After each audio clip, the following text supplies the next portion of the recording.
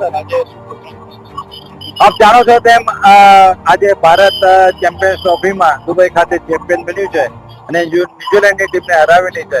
આપ જાણો છો જ્યારે બી ભારત વિજેતા બને છે ત્યારે સુરતીઓ બધા જ લોકો ભાગળ ખાતે આનું સેલિબ્રેશન કરતા હોય છે. આજે તો ભારતે જે ચેમ્પિયન્સ ટ્રોફીની અંદર વિજેતા બન્યું હોય, સુરતના તમામ સુરતીઓ આજ ભાગળ ખાતે એકઠા થયા અને આનું જબરજસ્ત સેલિબ્રેશન કર્યું. પોલીસો પણ બંદોબસ્ત સારી રીતે જાળવ્યો. જે પ્રજા છે એના જે ઉત્સાહ છે એની સાથે સહભાગી બની અને આજે વિજય છે એને ઉજવ્યો. પોલીસે ક્યારેય કોઈ રોકટોક કરી નથી જ્યારે ભારત વિજેતા બને છે ત્યારે, પરંતુ અચૂક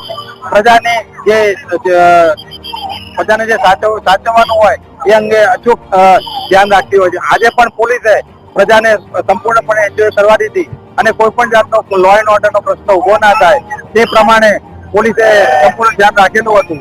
આપ જાણો છો તેમ રમજાન મહિનો પવિત્ર ચાલતો હોય, મુસ્લિમ બિરાદરોનો પવિત્ર રમજાન મહિનામાં જે લોકો રોજા પાડતા હોય અને રોજા જયારે ખોલતા હોય ત્યારે એકદમ રસ્તા ઉપર પબ્લિક હોય છે, પરંતુ આજે મુસ્લિમ બિરાદરો પણ આજે જયારે ભારતનો જે વિજય થયો છે તેની અંદર ઉત્સાહ એ લોકોએ પણ ઉજવેલો છે અને તમામ સુરતીઓએ આજે સંપૂર્ણપણે વ્યવસ્થિત રીતે ભારતનો વિજય ઉજવેલો છે અને ભારતીયોને તમામ લોકોને હું આજે જે વિજય મેળવ્યો છે તેમાં હું બધાને અભિનંદન આપું છું. Thank you.